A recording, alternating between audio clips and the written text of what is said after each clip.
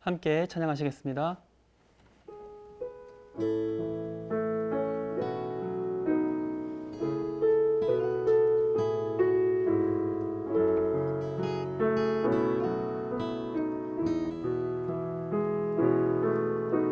나 무엇과도 주님을 바꾸지 않으리. 다른 어떤 은혜 구하지 않으리. 오직 주님만이 내 삶의 도움이시니 주의 얼굴 보기 원합니다. 주님 사랑해요.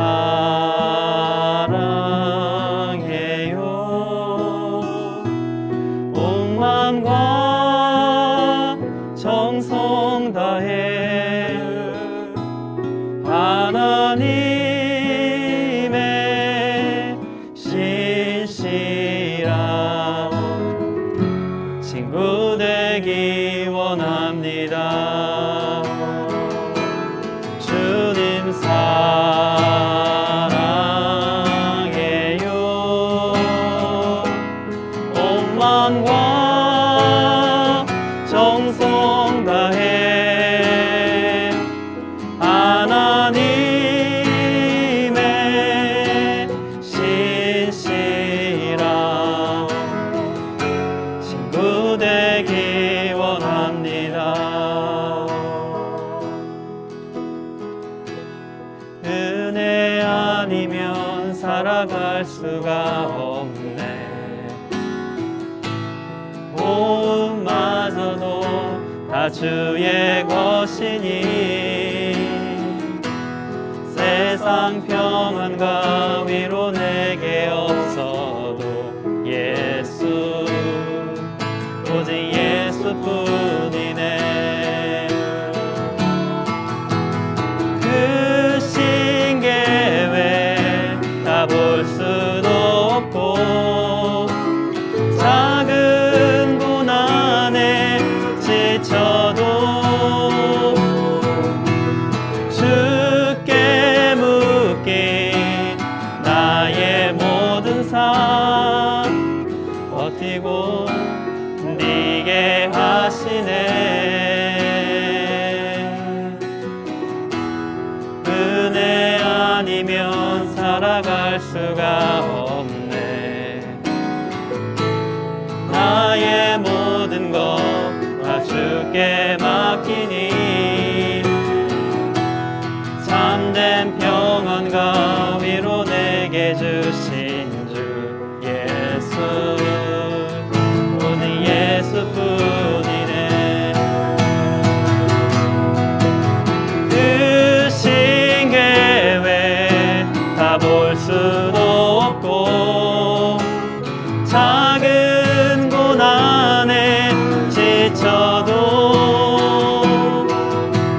주께 묻기 나의 모든 삶 버티고 견디게 하시네. 은혜 아니면 살아갈 수가 없네. 나의 모든 것 다 주께 맡기니 참된 평안과 위로 내게 주신 주 예수, 오직 예수뿐이네.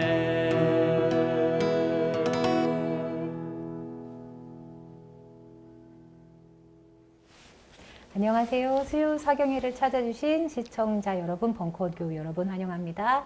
이경은입니다. 반갑습니다. 또 이 자리에 백민님 오셨습니다. 안녕하세요. 안녕하세요. 그다음에 유균통 수도사님 안녕하세요. 네, 반갑습니다. 반갑습니다. 네, 한문덕 목사님 오셨습니다. 네, 생명사랑교회 한문덕입니다. 네, 반갑습니다. 반갑습니다.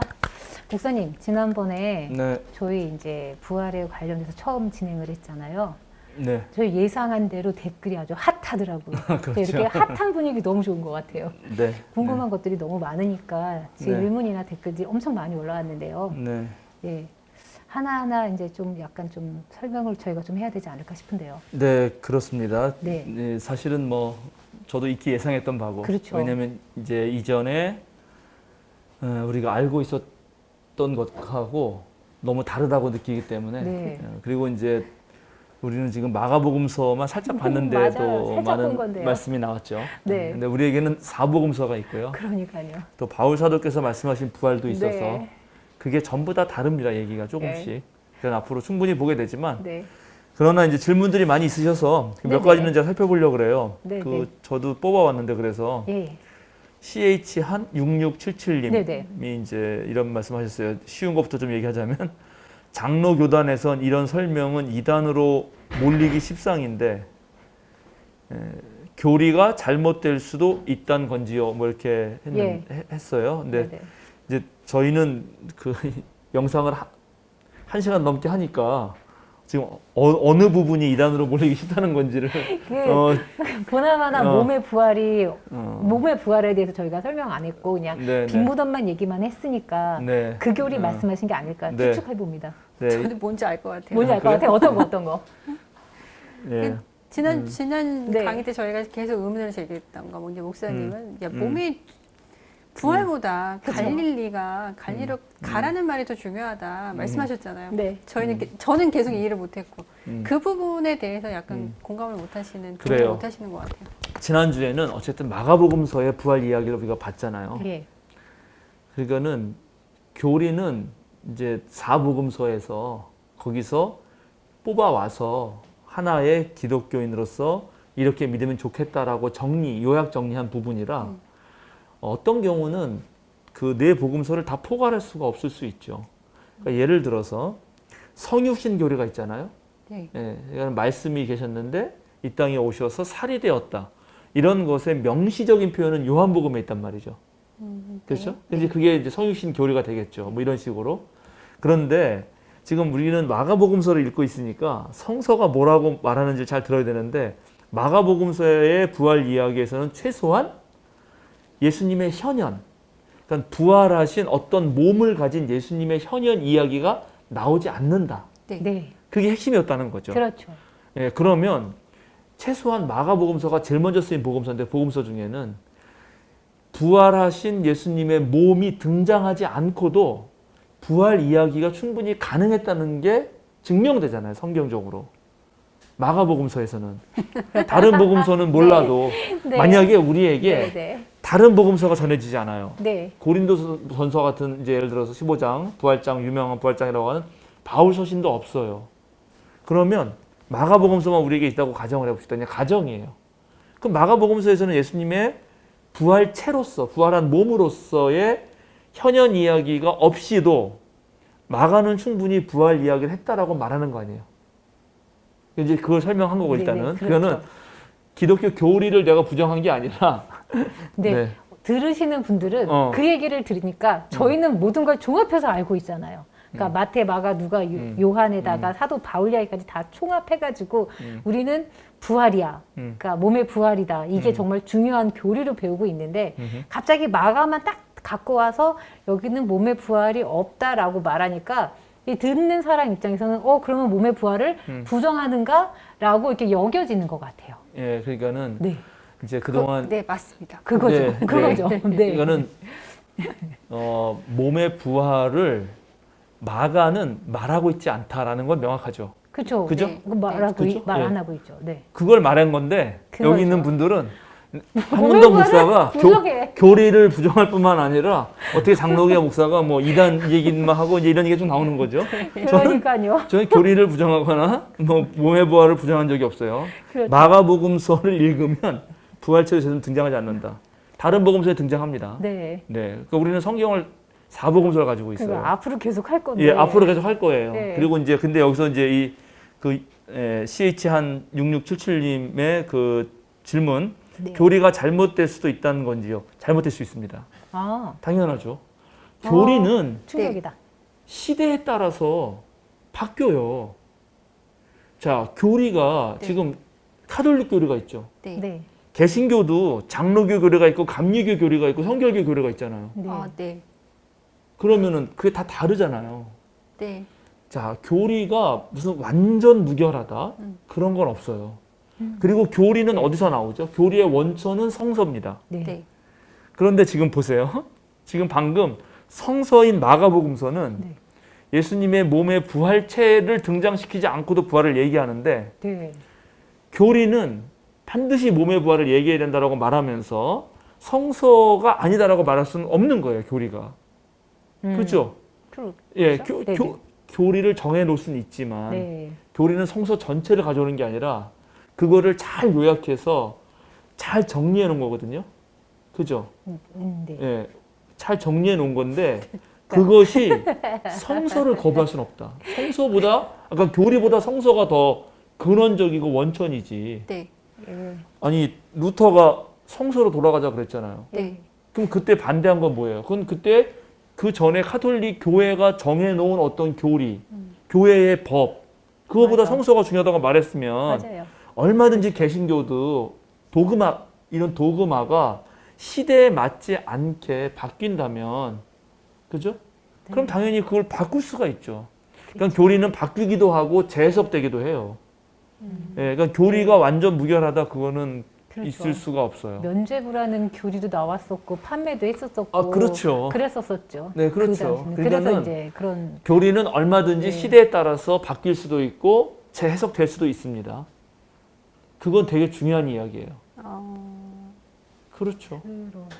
예전에 저희 이 강의 시간에 제가 목사님한테 여쭤본 적이 있을 거예요. 그렇게 교리가 계속 이제 그럼 조금씩 수정될 수 있다는 말씀이신 거잖아요. 그렇죠. 수정될 가능성이 있죠. 그래서 이제 한번 제가 여쭤봤던 게 기독교 내에 어떤 컨퍼런스가 있냐.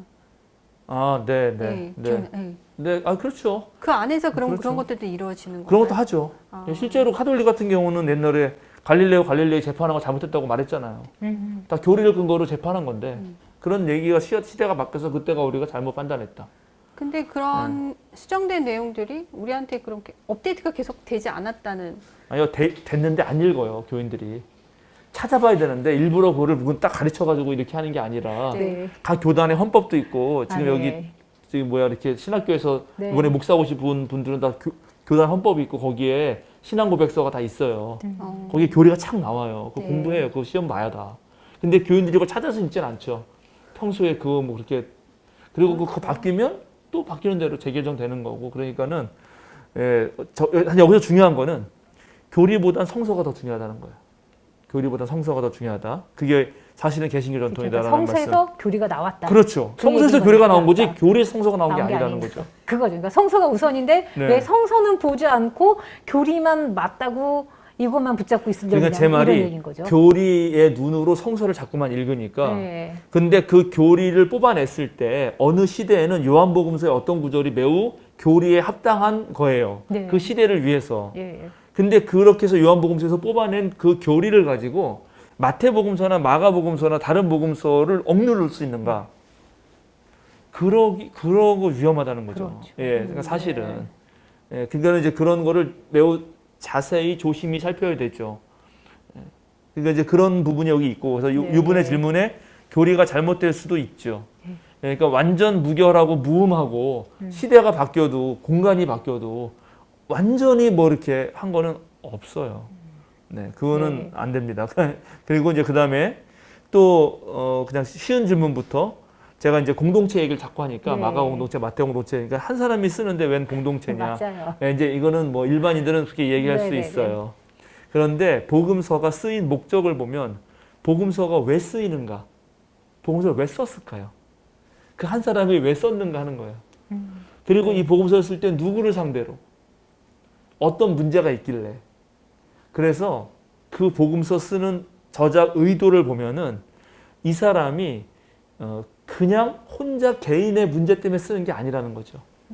반드시 어떠한 그 뒤에 사회, 역사, 사회적 배경을 두고 분명히 이제 뭐 오늘 공동체라는 말을 부르지만 만약 마태복음서다 그러면 마태복음서라는 복음서를 만들어낼 수밖에 없는 어떤 신앙 공동체의 상황이 있었다는 거예요. 네, 그래서 이제 공동체라고. 그래서 그 저자는 비록 개인이 쓴다고 할지라도 그 저자가 그걸 쓸 때 머릿속에 언제나 공동체를 염두에 두기 때문에 네. 그 공동체의 분위기와 뭐 신학적 한계와 사회적 구성과 그걸 안에서 제한돼요. 쓰는 사람의 어떤 글의 그 범위가. 네. 그러니까 그거는 공동체의 작품이라고도 말하는 거예요. 오늘날은. 그 저자도 이 자기가 쓴 성경이 한 권 한 권이 2000년이라는 세대를 흘러가면서 전 세계 모든 사람이 읽게 되리라는 건 아마 상상도 못했을 거예요. 당연하죠. 바울 사도가 편지를 알았으면 교회 이렇게 안 썼을지도 몰라. 교회에 쓴 편지가 바울 사도가 교회 네. 편지 쓰잖아요. 그게 성경이 됐으리라고 생각 못할 거예요. 그러니까요. 예, 그거는 아주 현실적으로 무슨 고린도 교회면 고린도 교회, 로마 교회면 로마 교회, 그러니까 이제 로마에 있는 작은 가정 교회 연합인데 말하자면 거기에 편지를 보면 그게 회람서신 어느 가정에서 받으면 또 돌아서 읽는 거거든요. 다 그렇게 읽을 때 그 교회가 당면한 문제를 위해서 글을 쓴 거지. 그렇죠. 그분들 그게 성경 안으로 들어와서 거룩한 하나님의 말씀으로 2000년 동안 전혀 상관없는 로마 교회랑 상관없는 서울에 사는 한문덕이 읽을 거라고는 생각을 못했죠. 못했을 거예요. 그런데 이제 그런 과정이 있다는 것을 우리가 알매도 불구하고 하나님은 그 바울 사도의 편지를 통해서 오늘날 여전히 우리에게 어떠한 하나님의 뜻을 전해주신다라고 우리는 신앙 고백을 하는 것이. 근데 그 신앙 고백하고 실제 바울 사도가 썼을 때 상황하고는 다른 거예요. 네. 그죠? 그렇죠. 바울 사도가 날 생각하고 쓴 게 아니라니까요. 네. 그럼 나는 나에게 주시는 하나님 말씀으로 받아들일 수 있어요. 얼마든지. 네. 성경 말씀으로 받아들이는 거고 그게 기독교 전통이고 그 다양한 편지들과 그 복음서들 중에 특별히 27권을 뽑은 것은 그건 교회 전통이란 말이죠. 그리고 그 교회 전통을 우리는 교회 전통의 후세대로서 인정하는 거예요. 이제 그런 거죠. 그게 더 네. 위대한 것 같아요. 예. 그렇게 쓰여진 네. 게 지금 우리가 읽어주고 뭔가 깨달을 수 있다라는 거 있는 게 더 의미가 있는 것 같아요. 네, 좋습니다. 그 다음에 이제 그 프라이드 디노 네. 이분이 아주 좋은 아주 길게 네. 상당히 그 진지하게 질문을 해 보셨어요. 사실은 그러니까는 오늘날 현대인들은 지난번 설명처럼 믿을 수 있을지 모르는데 그러니까 마가가 제시하는 대로 몸의 부활체, 그러니까 몸으로 부활한 예수님의 실제 모습을 보지 않고도 부활을 이해했을지 모르지만 아마 그때 당시로 가면 예수님의 몸의 부활, 그러니까 몸을 보지 않고 진짜 그런 게 가능했겠느냐. 이제 이런 네. 아주 진지한 질문이에요. 네. 그리고 사실 또 다른 분도 진이 KK이신 것 같은데 네. 부활을 전제하지 않는다면 그게 기독교냐 이런 것도 네. 말씀하셨어요. 네, 네. 그거는 근데 여기에 지금 이런 질문들이 던질 때 하시는 말씀 중에 하나는 제가 부활을 부정한 적은 없습니다. 이게 중요해요. 근데 부활의 실체가 뭐냐? 네. 부활의 실체가 뭐냐에 대해서 네. 복음서 자체가 다른 얘기를 해요. 서로. 네. 심지어 바울도 다른 얘기를 해요. 예를 들어서 우리는 지금 오늘 마가복음서만 읽었지만 앞으로 이제 마태도 읽고 네. 누가도 읽고 요한도 읽게 될 겁니다. 네. 네. 근데 마가는 진짜 아까 말한 대로 부활한 예수님의 몸이 나타난 적이 없어요. 네. 빈 무덤으로 충분해. 근데 마태는 그걸 동의할 수 없어요. 그래서 바로 예수님이 현현합니다. 네. 근데 예수님이 현현했을 때 제자들과 여인들은 예수님을 바로 알아봐요. 네. 근데 요한복음서나 누가복음서는 예수님을 못 알아보는 장면이 나와요. 네. 자, 그럼 이걸 설명해야 돼요. 누군가 거짓말한 거야. 자, 누군가 그러니까는 거짓말한 자, 거야? 보세요. 유기동 수도사님이 그러면 우리가 지금 그 전에 우리가 제가 말한 부활의 실체가 지금 몸이다라고 하고 몸도 우리 몸 있는 내 얼굴 내 모습 이대로. 제가 가끔 물어요. 우리 교인들한테도 여쭙고 우리 내가 학생들한테도 물어보는데 이경훈 전사님 부활을 한다고 치면 네. 몇 살 때 몸으로 부활하고 싶어요? 20대요. 일단 이런단 말이에요. 이렇게 말하죠. 네. 근데 이제 보통 그냥 죽었을 때 모습으로 예수님 부활했다고 칩시다. 그럼 어떻게 누가복음서, 요한복음서는 못 알아본 거죠? 동일한 몸인데? 그러게요. 누가복음서는 못 알아봤는데 요한복음서의 어떤 구절은 심지어 사문도 있어. 내 옆구리를 만져보고 네, 맞아요. 손바닥을 만져봐라까지 얘기를 해요. 네. 그러니까 이렇게 달라요. 자, 그러면 우리의 지금 이런 몸, 이런 몸이면 3차원 공간에서 문이 닫혔는데 사라졌다가 갑자기 사라지거나 갑자기 나타날 수가 있나요? 없겠죠. 그러니까 지금 이런 질문들이 전부 다 육체의 부활이라고 하면서 네. 성경이 말하려고 하는 부활이 지니는 의미 문제보다도 부활이 육체적으로 물질적으로 사실이냐에 너무 관심이 있는 거예요. 지금 전부 다. 근데 이거 잘 이해하셔야 되는데 사실에만 관심을 둔다면 성경에는 나사로도 부활했어요. 네, 그죠? 맞아요. 그러면 나사로가 다시 살아났잖아요. 어쨌든 네. 그렇게 육체적 몸으로 네. 진짜 이거 싸고 있는 거 나왔잖아요. 네, 네. 그 채로. 그러면 나사로가 부활한 그 부활의 의미가 예수님이 부활한 부활의 의미와 동일한가? 다르죠. 다르죠. 다르죠. 그러면 성경이 전하려고 하는 거는 단순히 몸이 부활했다는 말을 하고 싶은 것인가? 아니면 예수님의 부활이 갖는 다른 의미가 있다고 말하고 싶은 것인가? 그럼 그 부활이 몸의 부활이 됐든 뭐가 됐든 간에 그걸 통해서 진짜 이 저자가 우리들에게 들려주고 싶은 말은 무엇이었나를 더 찾아야 한다는 거죠. 제가 이제 그래서 되게 곰곰이 생각했어요. 이걸 네. 어떻게 설명해 드릴까? 네. 자, 예를 들어서 이제 종교, 삶의 의미, 또 진리의 추구, 바른 삶을 살아간다. 정말 어떻게 하면 내 하나님 앞에서 진짜 참으로 하나님의 백성답게 예수 그리스도 제자답게 살아갈까를 묻는 질문들이 그런 자연과학적 사실만을 묻는 질문으로 멈추는가? 이렇게 묻는 거예요. 그러면 이제 어떻게 되냐면 성경을 읽을 때 창세기에 보면 하나님이 인간에게 아담에게 제일 처음 하신 질문은 아담을 찾으시면서 그때 아담이 선악과 따먹고 숨어 있었거든. 숨어 있었잖아요. 아담과 하와가 숨어 있었으니까 하나님이 찾으시면서 아담을 찾으시며 네가 어디 있느냐 이렇게 물어요. 성경에서. 그러면 그 성경 말씀을 해석하는 거죠. 그 말씀을 우리가 신앙인으로 종교인으로 또 하나님 앞에 선 인간으로 해석할 때 저 지금 숨어 있는데요. 이걸로 끝내야 되냔 말이에요. 어?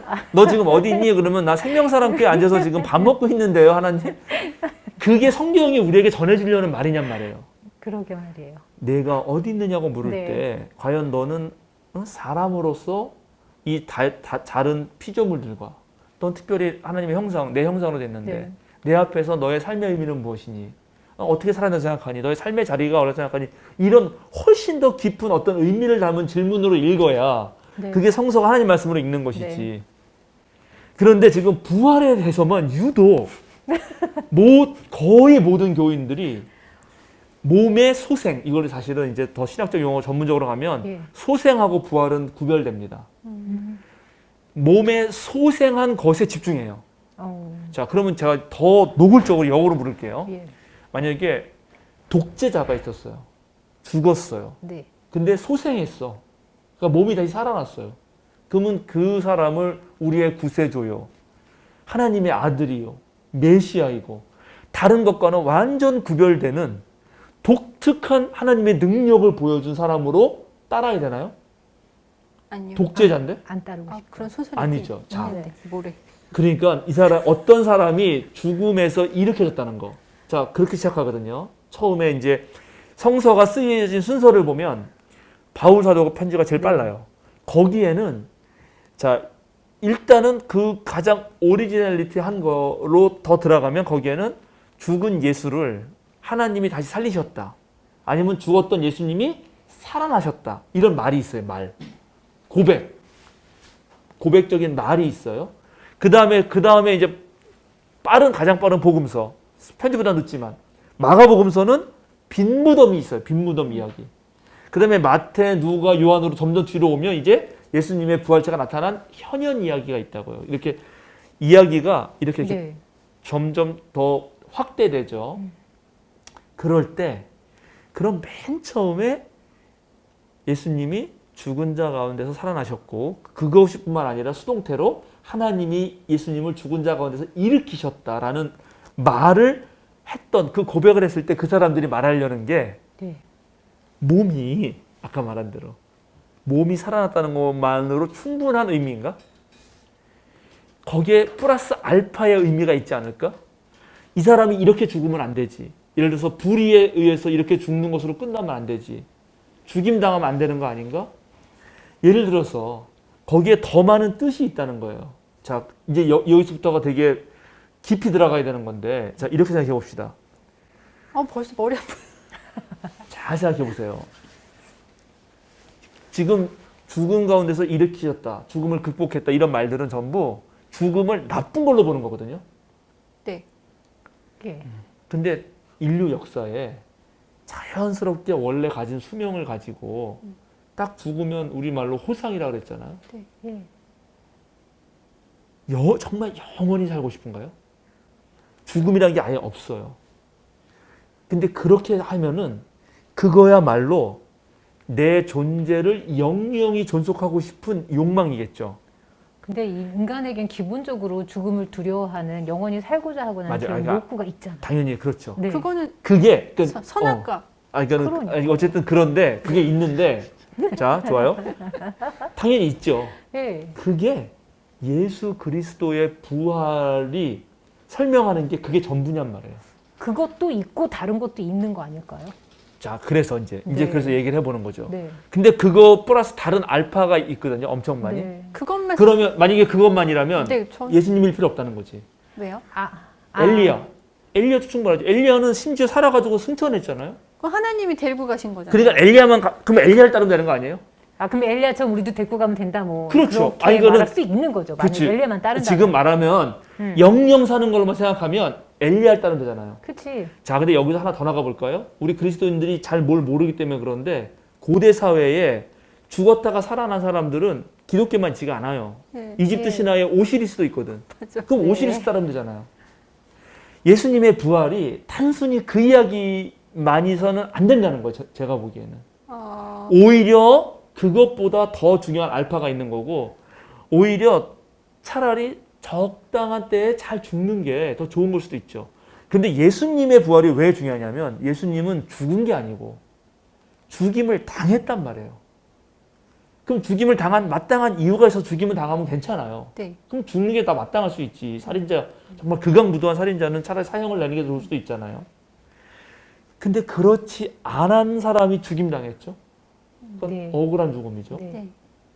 그래서 예수님의 부활을 얘기할 때도 예수님이 어떻게 죽었는가? 네. 그럼 왜 죽을 수밖에 없는 그 어떤 삶이 있었나? 어떤 환경이 있었나? 이게 다 연결되는 것이지.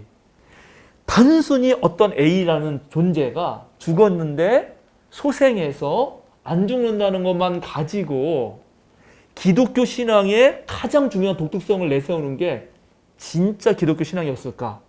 진짜 사복음서를 쓴 사람들의 신앙 고백이었을까? 정말 바울이 말했을까? 여기에 걸립니다. 여기에. 그러면은 뭐 이런 거죠. 나쁜 놈도 죽었다 살아나고 못된 놈도 죽었다 그죠. 살아나고. 근데 이 사람들이 다 살아나는 곳이 과연 천국이겠는가?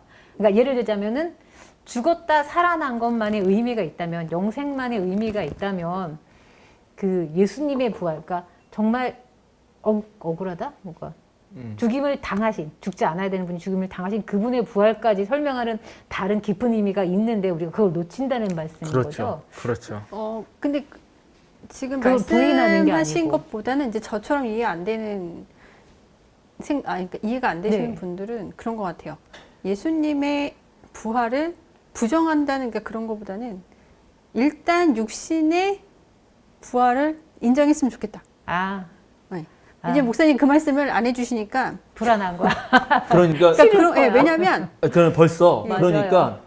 그렇게 생각하는 내 생각이 마가복음서가 지난주에 의하면 마가복음서가 말한 거랑 부딪혔을 때 어떤 현상을 보이냐면 성서를 부인하더라. 그러니까 마가복음서를 밀어내잖아요. 계속. 그러니까 왜냐하면 예수님의 부활하신 그러니까 교리예요, 이것도. 그렇죠. 교리 40년 넘게 40년 배워왔죠. 교리에 찌들은 네. 예수님의 부활의 의미가 뭐냐? 우리의 대속이잖아요. 그렇죠. 그러니까 그거를 부정한다, 약간 그런 생각이 드는 것 같아요. 그러니까 예수님의 육신의 맞아요. 부활을 다른 의미로 간다고 하면은, 그럼 지금까지 내가 알고 있던 대속의 의미가 아니었던 거야? 약간 그런 불안감? 그럼 나는 예수님을 왜 믿고 난 교회를 왜 다니고 있었던 거지? 맞아요. 약간 그런 생각도 있어요, 사실. 신앙 지금 자체가 흔들리는 대속은 느낌이죠. 지난번에 얘기했기 때문에 네. 그건 또 다른 얘기예요. 지금 사실은. 네. 그러니까 가만히 그거를 이제 이 질문 던지신 분들 앞으로도 질문을 계속 던지실 텐데 잘 생각해 보면 거기에 내의 생명을 무한 연장하고 싶은 욕망이 가장 커요. 그거죠. 솔직히 말해야 되는데 우리가 네. 그 욕망을 충족시키는 방식으로 그리스도교 신앙이 가장 거기에 강조점을 두는 방식으로 과연 복음서가 얘기했느냐는 건 다른 문제라는 거예요. 제가 말하는 건. 네. 마가복음서 저자는 최소한 그게 아니었다는 게 이게 엄청나게 놀라운 거고. 근데 그래서 그걸 딱 읽어도 분명히 여기는 A라고 쓰여 있는데 그걸 받아들이기가 싫기 때문에 절대 이걸 A라고 안 보죠. 심지어 네. 안 본 사람들의 역사가 네. 고스란히 드러나는 거예요. 고스란히 그러네요. 마태가 바꾸잖아요. 네. 누가가 바꾸고 요한이 바꿔요. 그리고 나중에 그걸 읽었던 다른 사람들이 마가복음서 원문을 보니까 여기 왜 이게 빠졌지 이러고 네. 거기다 집어넣잖아요. 네. 그러니까 우리가 다시 한번 생각해 봐야 되는 거는 이제 부활이 단순히 이런 몸이 우리 지금 의학적인 용어로 네. 없어졌다가 다시 어떻게 해가지고 생겨났다. 요런 걸로만 축소돼서는 안 된다. 그리고 그거라고 설사 말을 해도요. 그래도 또 달라요. 지금 분명히 마가의 누구지? 바울 사도는 고린도서 15장에서 썩을 몸으로 죽었다가 썩지 않을 몸으로 부활한다 그러거든요. 그래서 그 몸의 형태가 명확하게 이런 몸이 아니에요. 그잖아요. 네. 이런 몸은 예수님의 그 요한복음에서 말하는 여기에 흔적이 있는 것처럼 말하는 그 몸은 썩을 몸이거든. 그건 찢어졌지. 네. 근데 바울이 말하는 몸은 또 당장 그 몸이 아니에요. 그리고 바울이 그때 예수님이 다시 살아나고 이제 거기 요한복음 15장에 잔뜩 나오는데 거기에 이분도 여기 열심히 얘기하셨어요. 그 프라이드 디노님도 아마 얘기하신 것 같아요. 죽은 자와 다시 살아나셨는데 어찌하여 죽은 자에서 부활이 없다고 말하느냐 이렇게 강조한단 말이에요 바울이. 네. 근데 그 말할 때 바울의 강조점은 예수님의 부활을 어떻게 바울이 이해했느냐가 중요한 거예요. 네. 십자가 죽음을 어떻게 이해했느냐. 지금 방금 백미님은 십자가 죽음을 대속이라고 얘기했지만 바울 사도는 십자가는 이 세상을 지금 이 세상의 권세를 가지고 있는 악을 극복한 사건으로 이해하거든요. 예수님이 부활하신 것이. 그러니까 의미가 있는 거예요. 네. 예. 이건 죽음은 악의 총집합이고 그 죽음을 극복해야 되는데 그거를 하나님이 예수님의 부활을 통해서 하셨다라는 고백이지 그게 내 몸이 몸뚱아리가 이런 게 아니라는 거죠. 그럼 오늘날 우리도 하나님은 여전히 이 세상에 악이 창궐한 것 같아도 악을 극복하고 계시다라는 것이 부활신앙이지. 예, 이렇게 다르다고요. 근데 그 지금 생각조차도 지금 뭐냐면 그건 죽음을 부정적으로 보는 세계관을 가진 사람들의 생각이라니까. 자연스러운 죽음에 대해서 그게 나쁘다라고만 말할 수가 없다니까요. 그런 세계가 있다니까요. 실제로. 그 자연스러운 죽음이든 뭐 자연스럽지 않든 죽음 이후에는 어떤 지옥과 천국이라는 또 다른 우리의 교리가 있기 때문에 그러니까는 네. 이제 맞아요. 그러니까는 지금 맞아요. 계속 그러한 생각으로 가득 쌓여 있으니까 네. 그 이미 가지고 있는 생각으로 성서에 투영을 한단 말이죠. 네. 근데 우리가 계속 읽어왔지만 마가복음서나 이런 데서 말하는 하나님 나라가 죽은 다음에 가는 어떤 공간으로서의 하늘나라, 천국 이게 아니라 실제 여기에서 벌어지는 하나님이 주인 되셔서 모든 것이 하나님의 뜻에 의해서 이루어지는 세상이라고 이해할 수도 있었는데 지금 그런 거는 계속 안 보이는 거죠. 일종의 계속 거부하고 싶은 거죠. 그런 의미에서 마가복음서는 부활은 당연히 제자들을 통해서 갈릴리에서 예수님의 하나님 나라 운동이 벌어지는 것. 그리고 거기서 이미 하나님 나라가 지금 이루어지고 있는 것. 뭐 이렇게 이해할 수도 있는 거고 그런 본론은 너희가 써라. 이렇게 말한 거고 이제 지난주에 제가 거기까지는 말씀을 또 안 드렸는데 이런 것도 있는 거예요. 자, 그러면 부활이 실제가 돼야 되잖아요. 네. 내가 부활해야 된단 말이에요. 네. 그죠? 그래야죠. 근데 마가 공동체는 마가는 이거를 쓸 당시에 다 죽고 있었어요. 아, 예수님 그 마가 때문에. 공동체 그 그럼요. 사람들이요. 유대 로마 전쟁 한복판이라 네, 그랬잖아요. 그렇죠. 그래서 기억하시는지 모르겠는데 제가 몇 방인지는 기억 못하는데 누구든지 나와 복음을 위하여 목숨을 잃는 자는이라고 나와요. 네. 잃는 자. 즉 잃고 있단 말이에요. 그러면 여기서 이 사람 죽었는데 네. 당장 부활이 안 보이거든요. 안 보이죠. 그러면 또 그 다음에 또 죽을 수 있을까요? 네. 근데 그런 사람들에게 이 마가는 충분히 하나님 나라를 위해서 내가 목숨을 죽는 것만으로도 얼마든지 유의미하다라고 하는 거를 말해주고 싶은 거죠. 그것이 왜 우리 그리스도교 신앙의 중요한 하나의 어떤 관심사가 되지 못하는가? 물론 이제 여기서 제가 이제 나중에 더 뒤에 가면 제가 자세하게 말하겠는데 네. 요즘에 자연과학적인 연구에 의해도 죽음은 당연한 게 아니에요. 죽음은 어떤 면에서는 특수한 질병에 가까워요. 그래서 죽음이라는 게 뭔지 되게 복잡한 문제인데 어떤 한 생명체가 그 주변 환경과 상호소통 그리고 생명체라는 것도 엄청난 집합체거든요. 그러니까 우리도 세포가 몇 쪽이 있잖아요. 그 세포 내에 의사소통이 잘 되면은 생명이 어떤 면에서는 이렇게 말하기는 어려운데 계속 늘어날 수 있어요. 그러니까 노화된다는 것도 노화가 그러니까 늙는다는 말이 뭔지 여러분 이제 이해하기 어려운데 그거는 의사소통이 잘 안 된다는 거거든요. 그래서 한쪽이 붕괴하는 현상이에요. 근데 그게 의사소통이 잘 되잖아요. 예를 들면 세포끼리 그러면 계속 젊어져요. 똑같은 돌고래도 저쪽 그린란드 저쪽 북극 가까운데 별로 환경이 변화가 없고 너무 이제 그래서 큰 무리수가 없는 데는 한 200년 넘게 살아요. 근데 이쪽에는 더 짧게 죽어요. 그러니까는 죽음이 동일한 종이 옛날에는 동일한 종은 동일한 수명이 다 있고 뭐 개는 20년, 사람은 100년 뭐 이렇게 다 있다고 생각했는데 그게 아니라는 게 밝혀졌어요. 자, 다시 사실로 묻는다. 사실. 응? 객관적이고 눈에 보이는 사실을 가지고 지금 이제 여기 많은 분들이 저한테 한 질문. 응? 기적을 믿냐? 뭐 하나님의 저걸 믿냐? 이런 것도 자, 우리 다 말을 해봐야 돼요. 뭐가 기적인가? 한 번 더 물어야 되는 거. 뭐가 기적인가? 옛날에는 우리 자연과학이 발달하지 않았을 때 모든 게 기적처럼 보였죠? 네. 근데 자연과학이 발달한 오늘날 어떤 부분은 이건 너무나 당연한 것으로 여길 수 있잖아요. 무슨 말인지 아시겠죠? 그렇죠. 예, 그러니까는 그러면 지금 우리가 기적이라고 여기는 것도 어느 때 가면 그 신비가 밝혀질 수도 있죠. 그럴 수 있죠. 예, 뭐 그런 네. 거예요. 그러니까는 그런 의미에서 나한테 기적을 믿냐 안 믿냐 이렇게 누가 물으신다면 난 기적을 믿어요. 그러니까 우리가 기적이라고 이거는 자 이게 이제 시간도 지금 여기가 다 같은 시간에 있는 것처럼 알지만 그 인터스텔라 같은 영화를 보면 네. 다 다른 시간에 존재도 하잖아요. 네. 그거가 만약에 얘기해 보세요. 기적이라고 그러죠. 뻥치지 말라 그러고 말도 안 된다 그러죠. 근데 그게 오늘날 그런 게 다 수학적으로 계산돼서 나오는 시간 개념 아니에요. 뭐가 기적이냔 말이에요. 근데 그렇게 저한테 객관적 사실로 물으신다면 저는 그런 의미에서라도 난 기적을 믿는다. 하나님이 죽은 자 살리고 다 믿는데 더 중요한 거는 복음서, 성서를 쓴 사람들이 그런 방식으로 기적을 말하려고 했던 것이냐? 아니면 이 부활 이야기를 통해서 진짜 하고 싶었던 얘기가 무엇일까 하는 겁니다.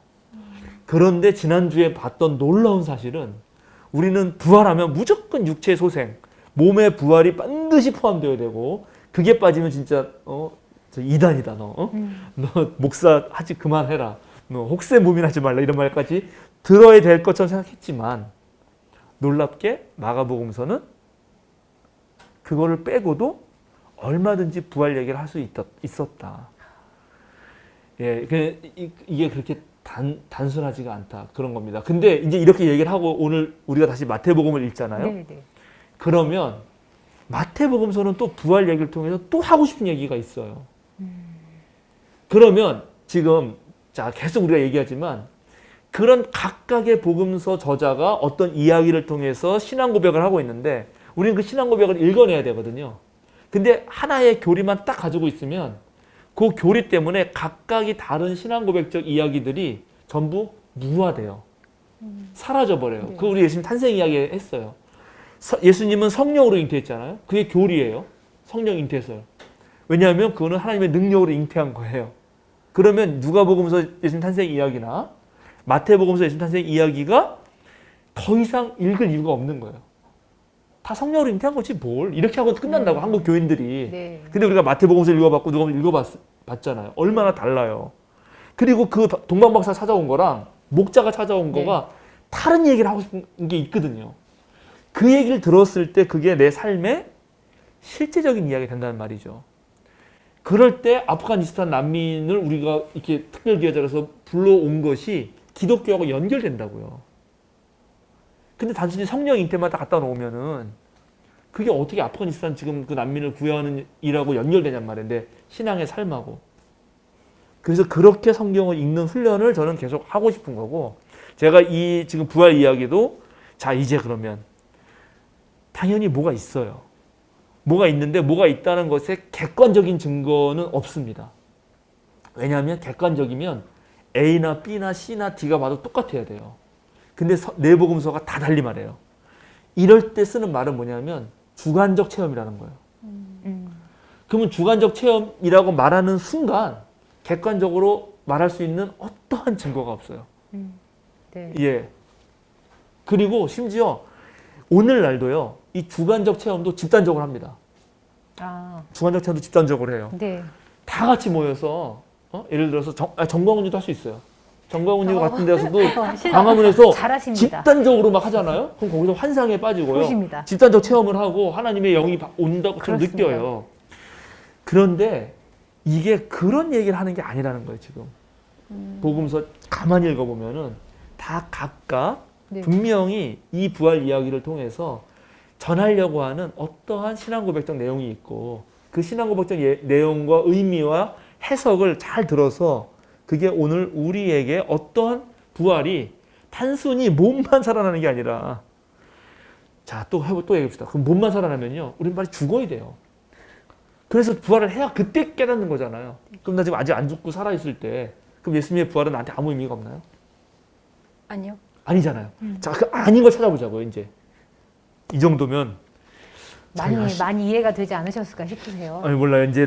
그거 아닌 또 무수한 댓글이 달릴 수도 있는 거고 다른 이야기가 나올 수도 있긴 한데 앞으로 부활 얘기 계속 할 거니까. 맞아요, 맞아요. 네. 네. 근데 저는 개인적으로 매우 좋은 게 뭐냐면 이렇게 많이 댓글이 달리면서 조회수가 올라가고 있다는 거. 아, 수요사경이 많이 보고 계시는구나. 이게 핫한 거 네. 너무 좋은 것 같아요, 저는. 네, 그래서 열심히 보시고 네. 함께 이야기를 해보는 거죠. 네, 이야기를 해보는 거고 이거 되게 중요한 건데 우리가 한때는 그 신앙인들이 심지어 신학자도 자기 주제 파악을 못하고 자기가 하나님을 설명하면 다 설명한다고 생각했어요. 그게 자체가 어불성설이에요. 우주를 창조하신 하나님에 대해서 우리가 어떻게 사유할 수 있나요? 유한한 인간은 무한을 사유하지 못합니다. 유한한 인간이 무한이라고 말은 하는데 그 무한이라는 말도 유한의 반대어로 추측해서 하는 말일 뿐이지 무한 자체에 대해서 네가 아느냐? 모릅니다. 우리 몰라요. 네. 그러니까 이 모름이라는 게 엄청 큰데도 불구하고 아는 것처럼 얘기해요. 이제 유명한 농담이 있는데 신학계에 토마스 아퀴나스 대단한 신학자가 신학 대전을 쓰거든요. 신학 대전. 네. 스마 테올로기아인가? 네. 네, 그 라틴어로. 그 신학 대전을 쓰니까 거기서 하나님을 막 설명할 거 아니에요. 그래가지고 이제 하나님이 토마스 아퀴나스가 오기만을 기다렸다는 거 아니에요. 빨리 죽으면 네. 너 좀 와라. 네. 네. 왜 기다렸냐면 농담이겠다. 농담. 하나님도 자기를 잘 모르는데 네가 날 잘한다니까 너한테 좀 물어봐야겠다. 이랬다는 거예요. 농담인데. 그런데 오늘날 21세기 신학자들은 그래도 깨달아서 내가 하는 언어도 결국 내 어떤 한계 속에서 하는 것 수밖에 없다는 사실을 철저하게 깨달으면서 합니다. 그러니까 겸손하게 하는 거죠. 근데 그걸 모르면은 내가 하는 말이 마치 하나님 말인 것처럼 착각을 하고요. 내가 하나님을 변호하고 내가 하나님을 도와준다고 생각해요. 누가 누굴 돕죠? 그러네요. 예.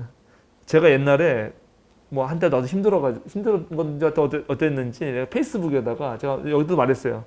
주님 저를 받아주소서를 썼어요. 그랬더니 아주 제가 좋아하는 선배님이 그 댓글 달았어요. 문덕이 네가 주님을 받아들여야지. 네, 정확히 맞는 말이죠. 주님이 우리를 안 받아준 적이 어디 있습니까? 그러니까요. 이렇게 자 이런 게 있습니다. 네, 좋아요. 자 네, 이제 저희 한 50분이 지났거든요. 그래도 마태복음 들어가야죠. 네, 자, 간단하게 빨리 이렇게 훅. 네, 예. 네, 마태복음서 들어가서 읽으면 네. 바로바로 압니다. 바로바로. 네. 자, 마태복음서. 오늘 네, 앞에 거 좀 잘라도 되죠? 뭐 너무 자를 적으면. 건 없을 것 같고 내용은 좋으니까요. 좋아요. 네, 마태복음서 하시고, 28장. 그러면 마태복음서 28장 앞부분만 간단하게 먼저 봅시다. 28장 1절부터 그 10절까지 보시죠. 네. 안식일이 지나고 이래 첫날 동틀 무렵에 막달라 마리아와 다른 마리아가 무덤을 보러 갔다. 그런데 갑자기 큰 지진이 일어났다. 주님의 한 천사가 하늘에서 내려와 무덤에 다가와서 그 돌을 굴러내고 그 돌 위에 앉았다. 그 천사의 모습은 번개와 같았고 그의 옷은 눈과 같이 희었다. 지키던 사람들은 천사를 보고 두려워서 떨었고 죽은 사람처럼 되었다. 천사가 여자들에게 말하였다. 두려워하지 말아라. 나는 너희가 십자가에 달리신 예수를 찾는 줄 안다. 그는 여기에 계시지 않다. 그가 말씀하신 대로 그는 살아나셨다. 와서 그가 누워 계셨던 곳을 보아라. 그리고 빨리 가서 제자들에게 전하기를 그는 죽은 사람들 가운데서 살아나셔서 그들보다 먼저 갈릴리로 가시니 그들은 거기서 그를 뵙게 될 것이라고 하여라. 이것이 내가 너희에게 하는 말이다. 여자들은 무서움과 큰 기쁨이 엇갈려서 급히 무덤을 떠나 이 소식을 그의 제자들에게 전하려고 달려갔다. 그런데 갑자기 예수께서 여자들과 마주쳐서 평안하냐? 하고 말씀하셨다. 여자들은 다가가서 그 발을 붙잡고 그에게 절을 하였다. 그때에 예수께서 그 여자들에게 말씀하셨다. 무서워하지 말아라. 가서 나의 형제들에게 갈릴리로 가라고 전하여라. 그러면 거기에서 그들이 나를 만날 것이다. 자, 일단 여기까지. 자, 네. 이제 마가복음서를 기억하시는 분들은 비교해서 읽어보시고 이렇게 한번 보세요. 제가 다 기억하고 있으니까 제가 말을 하겠습니다. 네. 너무 다르죠. 일단 많이 달라요. 마가복음서에서는 누가 도대체 돌을 굴려줬는지를 몰라요. 네. 그러니까는 이게 말이 안 되거든. 마태가 볼 때. 그 무거운 돌을 어떻게 굴려주지 누가? 거기 분명히 그리고 신혼집은 젊은 남자예요. 네. 그 남자가 못 굴려요. 그래서 여기 누군가 저한테 댓글 달 때도 네. 신혼 입은 남자라는데 그 사람이 어떻게 굴리고 뭐 이러냐. 예. 그게 저한테 물었어요. 아주 좋은 질문이에요. 그러게요. 왜냐하면 답이 있네요. 마태복음서 저자도 이게 안 되거든. 그 누가 와요? 천사가 오시잖아. 천사가. 네. 지진도 일어나시고 이렇게 얘기하는 거죠. 이거는 그러면 이렇게 함으로써 부활이 누구 일이 되죠? 하나님 일이 되는 거예요. 하나님이 하셨다는 게 너무 명확하게 드러내고 싶은 거죠. 일단은 첫 번째 그게 있고요. 그죠? 그 다음에 이 천사가 내려와서 무덤에 그 돌을 굴리고 거기가 빈 무덤이 되는 그 모든 과정을 여자들만 본 게 아니에요. 지키던 사람들도 봐요. 네. 지키던 사람들, 로마 병정도 봤단 말이죠. 네, 목격자가 이제 더 늘어나죠. 그런데 자, 지난번에 예수님의 돌아가시는 걸 보고 그때 봤던 로마 병정들은 그죠? 그때 한 명 아니었습니다. 네. 마가는 한 명인데 마태는 그걸 확장시켰죠. 네. 백부장과 그 주변에 있는 사람들이 이분은 하나님의 아들이라고 고백해요. 근데 여기에 지키는 사람들은 어떻게 돼? 죽은 사람처럼 됩니다. 네. 너무 두렵고 떨려가지고. 그리고 나중에 이 병성이 오늘 안 읽었는데 나중에 여러분 다 읽으세요. 11절부터 보면은 대제사장하고 장로들에게 보고를 해요. 천사가 와가지고 무덤 문 열렸고 지금 무덤 비었다. 네네. 그랬더니 대제사장들은 장로들께 모여서 병사들에게 돈을 주고 매수해서 예수 제자들이 야 그거 훔쳐갔다고 해라. 네. 그래서 그 소문이 지금까지도 유대인들에게 있다라고 말을 해요. 그런 얘기를 마태가 왜 적죠? 이건 마태만 있어요. 예수님이 부활했다는 얘기를 당시 사람들이 예수의 제자가 훔쳐가 놓고 그렇게 했구나라고 얘기하는 것을 반박하는 거죠. 네. 아니다라는 거예요. 네. 너희들이 그렇게 생각할지 모르는데 이건 진짜 일어난 일이다라고 알려주는 거죠. 그리고 실제로 그 마가복음서에서 여자들이 너무 두려웠고요, 떨었고요. 그래서 아무 말도 못했어요. 놀라고 무서워서. 그래서 사실 그래서 죽은 사람 된 거는 여자들이었어요. 근데 그 여자들이 아니라 마태에서는 그 사람들 병정들이 그렇게 되는 거고요. 여자들은 놀라긴 놀랐는데 자 놀라기만 했나요? 잘 보세요. 8절 다시 한번 읽어주세요. 여자들은 무서움과 큰 기쁨이 엇갈려서. 자 기뻐할 소식이라는 네. 거죠. 예수님이 이렇게 빈 무덤이 되고 이거는 놀라고 그런 일이 아니라 마태가 봤을 때는 물론 한 번도 경험하지 못한 일이니까 갑자기 놀라긴 놀라지. 겁도 나고. 그러나 이건 기뻐할 일이다. 그리고 여기 평안하냐 이렇게 돼 있는데 이거 원어도 보면은 이것도 기뻐하라 이런 뜻이에요. 원어는. 그러니까 예수님이 직접 알려줘. 그리고 그렇게 너희 지금 기뻐하라 이런 느낌의 말인데 너 지금 기쁘냐? 뭐 이렇게 이런 말인데 그랬더니 여자 다가가서 예수님의 발을 붙잡죠. 네. 이건 사랑과 존경의 표시입니다. 네, 이제 밑에 종인하는 거니까 사랑과 존경의 표시고 절을 해요. 네. 여성들은 이렇게 합니다. 그런데 뒤에 가잖아요. 뒤에 가면은 그 우리 유명한 예수님의 그 마지막 명령에 17절에 보면 이거 누가 읽어주세요. 28장 17절. 그들은 예수를 뵙고 절을 하였다. 그러나 의심하는 사람들도 있었다. 여기 지금 11제자밖에 없다고 나오는데 바로 네. 위에. 근데 의심하는 사람도 있다고 말을 해요. 그러니까 자 이거 보세요. 이거 되게 재밌는 거예요. 마태복음서는 마가복음서를 읽고 이렇게 많이 바꾸는데 예수님의 부활을 특히 빈 무덤을 목격하고도 그리고 예수님을 직접 봤어요. 부활체를. 예. 봤죠? 봤죠. 근데 여자들은 경비병들은 죽은 사람 됐고 나중에 돈으로 매수당해서 거짓말 퍼뜨리고요. 대제사장과 장로들 마찬가지 그런 나쁜 짓 하고요. 그런데 여자들은 그래도 찬양과 존경을 하는데 심지어 11제자 중에 어떤 사람들은 의심까지 했다. 자, 그러면 다르네요. 많이 다르지. 그리고 다시 생각해봐요. 그러면 아까 몸의 부활이라며 여태까지 다 몸을 보여준다고 믿음에 이를 것 같아요? 여기는 여기 아니네요. 보세요. 아니잖아요. 지금 많은 사람들이 예수님이 죽었다가 살아나면 딱 믿을 거라고 딱 지금 가정하고 저한테 질문 던진 거죠. 근데 마태는 놀랍게 그렇게 예수님이 현현을 하고 빈 무덤인 걸 확실하게 보여주고 천사까지 내려와서 돌을 굴려도 대제사장과 장로들은 여전히 나쁜 짓 하고요. 병정들은 돈에 매수되고요. 심지어 11제자 중에 몇 명은 의심도 한다. 근데 마가복음에서는 빈 무덤만 봐도 사람들이 다 믿었고요. 아니, 그러니까 마가복음서가 얘기하고 싶은 거는 빈 무덤만 봐도 빈 무덤을 통해서 그걸 읽은 사람들은 이제 갈릴리에서 하나님의 운동이 시작됐다고 이렇게 너희가 본론을 써라라고 말해주는 거고. 그러니까 거기는 빈 무덤만으로도 충분했는데 여기는 왜요? 왜 이렇게 그럼 다를까요? 마태는 왜 이렇게 다양한 사람들이 등장하는 거예요? 그러니까는 실제로 부활 체험이 뭐겠냐 하는 거죠. 자, 그는 그 유명한 우리 누가복음서의 이야기 기억나시나 모르겠는데 제가 분명히 했어요. 거지 나사로가 부잣집 밑에 있다가 둘이 죽어서 나사로만 아브라함의 품에 안기고 부자는 뭐 이렇게 막 물 이런 데 있죠. 그러니까 나중에 뭐 물이라도 하나 해달라고 해서 안 된다 했더니 그럼 나사로 살려서 보내달라고 했더니 그때 아브라함이 하는 말이 있죠. 거기는 모세와 예언자가 있다. 그들의 얘기를 듣지 않는 애들은 나사로가 설사 살아나서 간다고 해도 안 들을 것이다. 자, 믿음. 여기 지금 어떤 분이 저한테 또 질문하시면서 비상한 증거가 있어야 된다고 말씀하셨어요. 비상한 변화에는 비상한 증거가 있어야 된다. 그럼 좋아. 반대로 말할 수도 있어요. 비상한 증거가 있다고 해도 비상한 믿음에 이르는가? 아닐 수도 있다는 걸 마태는 알려주는 거예요. 놀랍게. 마태 그럼 이 부활의 증거는 그런 의미인 거예요?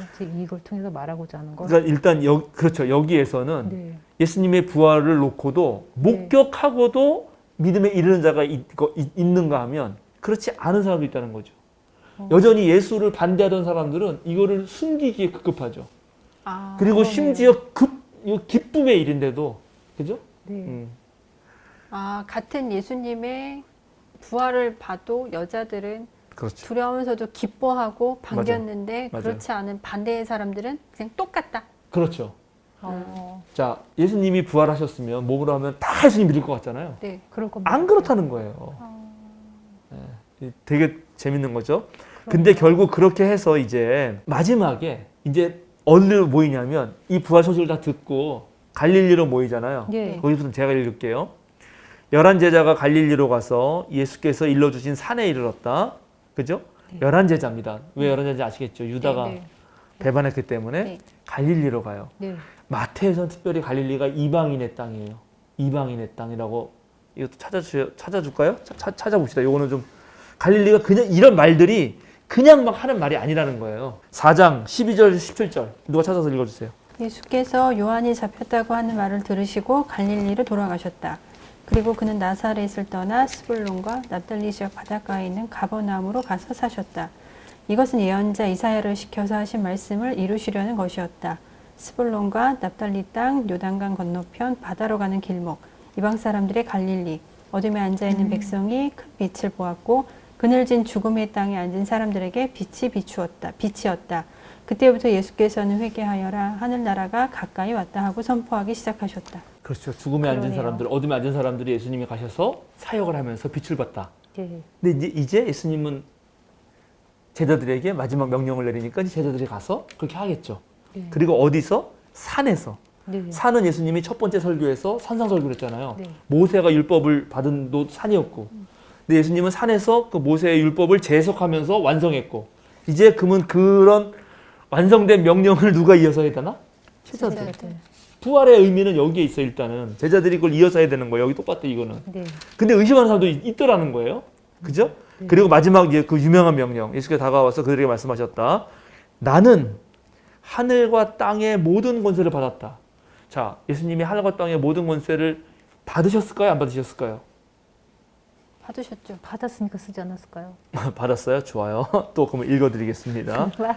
마태복음서 4장 8절에서 9절. 또다시 악마는 예수를 매우 높은 산으로 데리고 가서 세상의 모든 나라와 그 영광을 보여주고 말하였다. 내가 나에게 엎드려서 절을 하면 이 모든 것을 내게 주겠다. 자, 모든 나라와 영광은 지금 누구 거예요? 하나님. 뭘 하나님 거예요? 지금 여기서는 사탄이 지금 사탄 말하는데. 거예요. 아 여기? 네. 아니 사탄이 그냥 자기가 얘기한 거지. 아까 사탄 거라고 나오잖아요. 여기 지금. 막 주겠다 그러니까. 네. 그리고 심지어 자, 여기서는. 21장 23절. 예수께서 성전에 들어가서 가르치고 계실 때에 대제사장들과 백성의 장로들이 다가와서 말하였다. 당신은 무슨 권한으로 이런 일을 하시오? 그렇죠. 누가 당신에게 네. 이런 권한을 주었소? 권한 없다 너. 그런데 이제 예수님의 완전한 권한은 언제 생긴다? 부활. 자, 부활을 통해서 생기는 아. 거예요.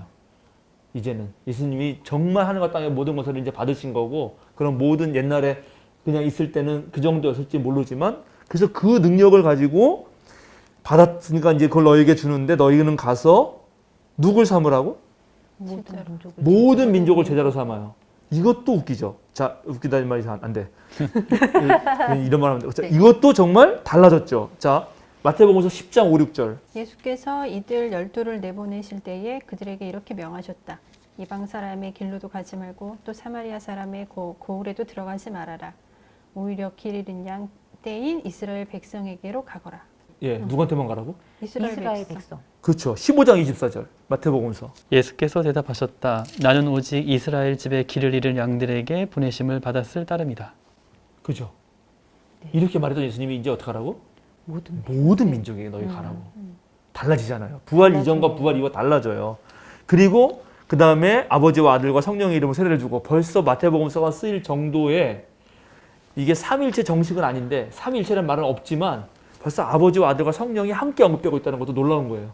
그러네요. 그죠? 네. 네, 세 가지가 함께 나와요. 네네. 그래서 세례를 주고 세례는 그 초기 기독교가 그러니까 요한의 개발품이지만 초기 기독교는 세례를 자기네 종교의식으로 끌어와서 가입식에 또 썼습니다. 그러니까 이미 이건 그 얘기인 거예요.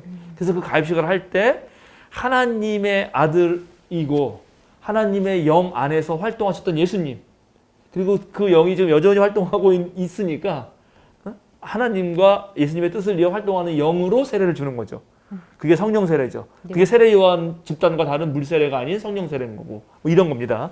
이렇게 하고 그 다음에 뭐냐면 마지막 명령이 내가 너에게 명령한 모든 것을 그들에게 어떻게 하라? 가르쳐 지키게 하라. 가르쳐 지키게 하라는데 이것도 또 재밌어요. 마태복음 10장 7절에서 10절. 다니면서 하늘 나라가 가까이 왔다고 선포하여라. 앓는 사람을 고쳐주며 죽은 사람을 살리고 나병 환자를 깨끗하게 하며 귀신을 쫓아내어라. 거저 받았으니 거저 주어라. 전대에 금화도 은화도 동전도 넣어 가지고 다니지 말아라.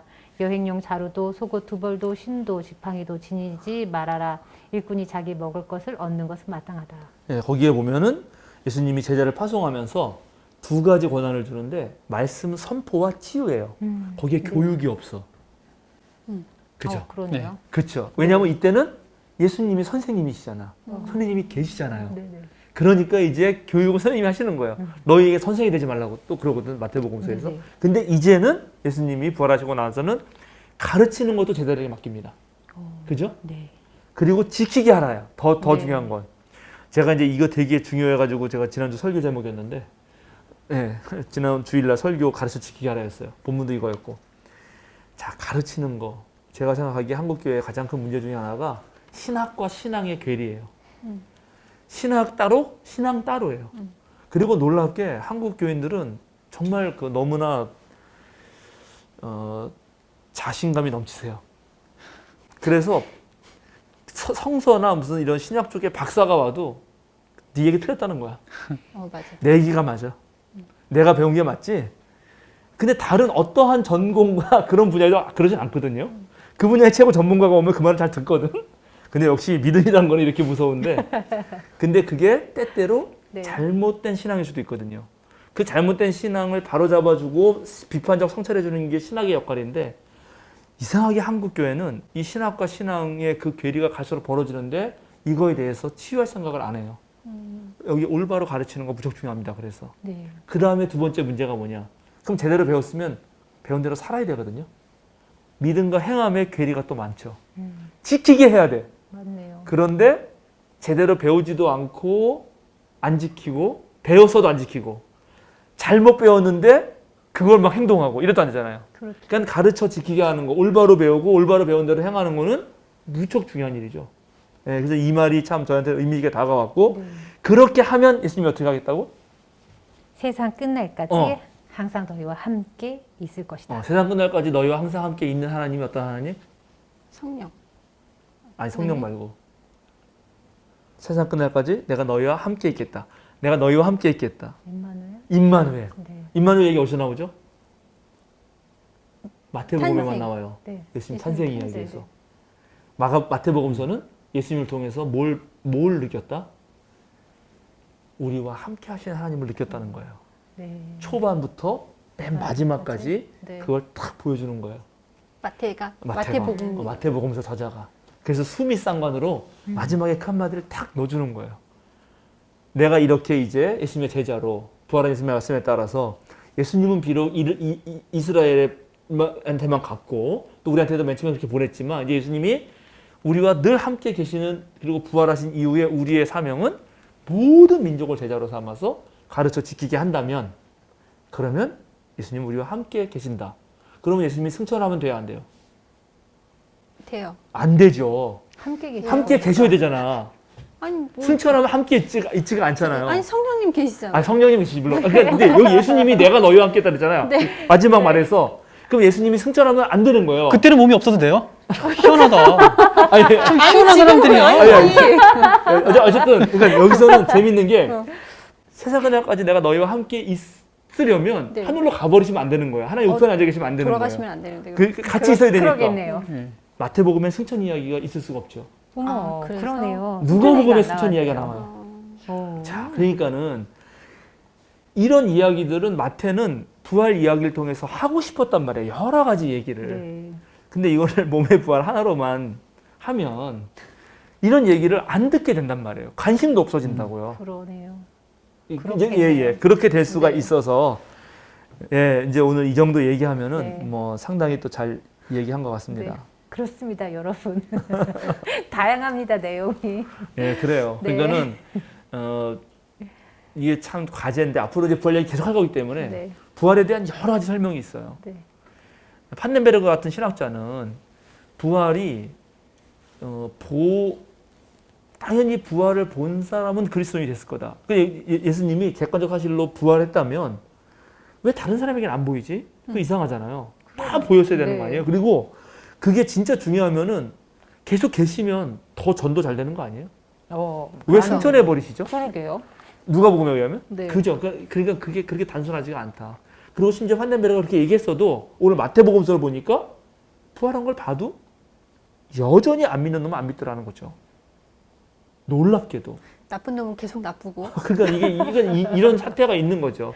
네. 그래서 우리가 다시 한번 부활을 생각할 어렵다. 때 자꾸만 그 21세기 사람으로서 눈에 보이는 것 그리고 내 몸이 그렇게 해야지만 되는 것에 그것이 없다 이런 얘기가 아니라 그것에만 집중하려고 하는 것을 넘어서서 사실도 사실이지만 그 사실에서 아까 멈추지 말고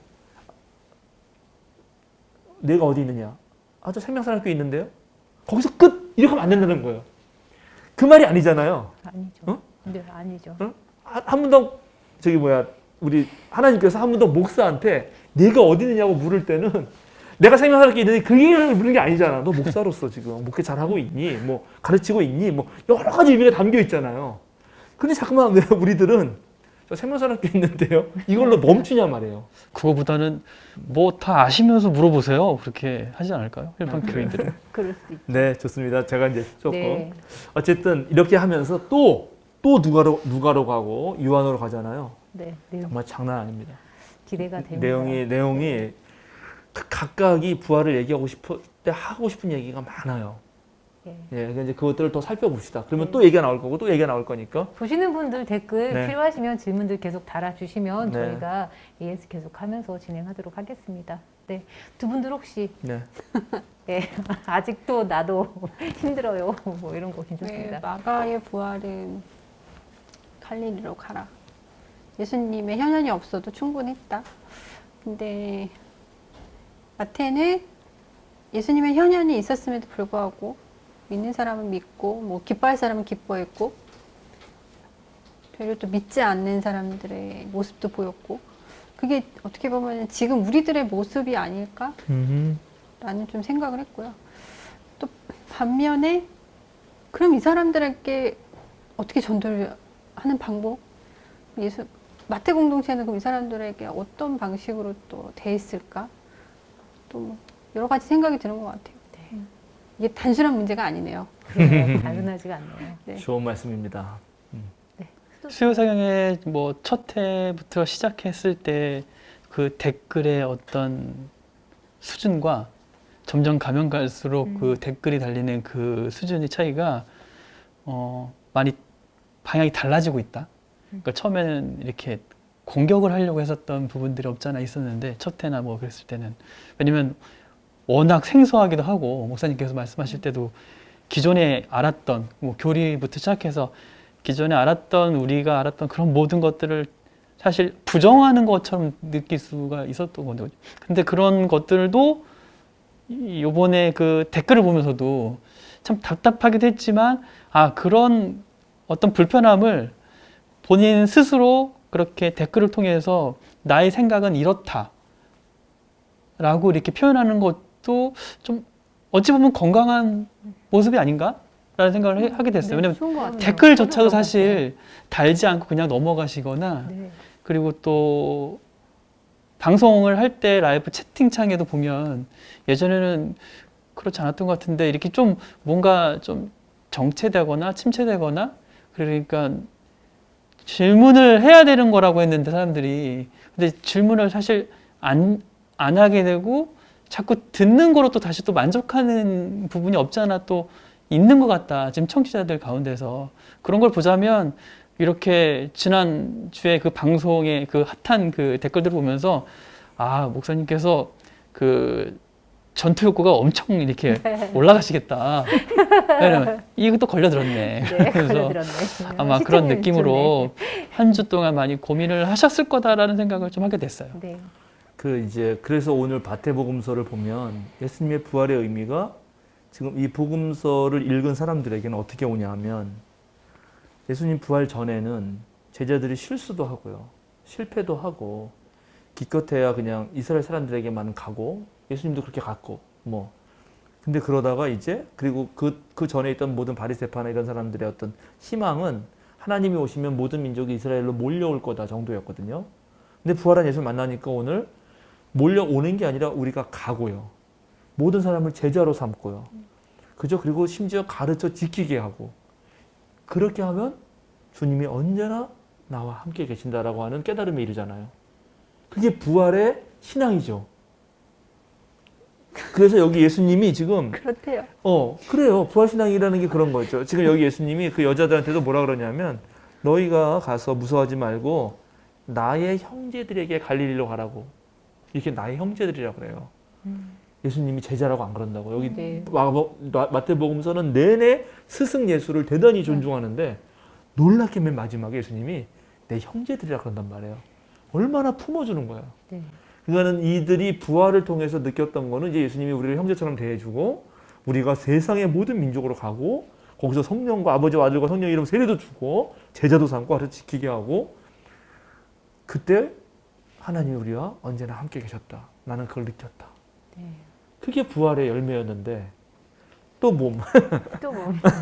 네, 이런 것입니다. 네, 감사합니다. 목사님 마무리 부탁드리겠습니다. 예, 계속 부활 얘기는 계속 됩니다. 우리 누가복음서도 풍부하고요. 요한복음서도 풍부합니다. 그야말로 기가 막히고요.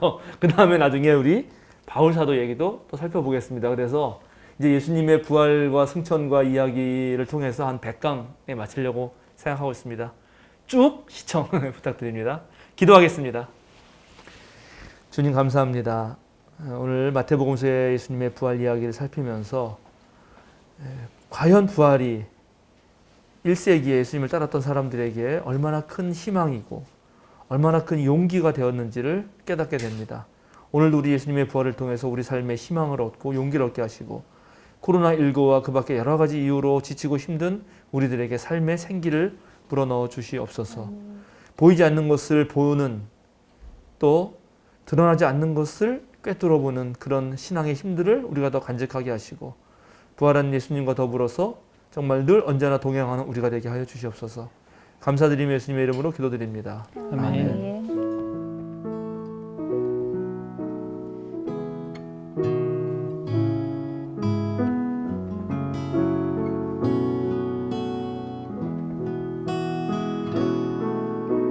나 무엇과도 주님을 바꾸지 않으리.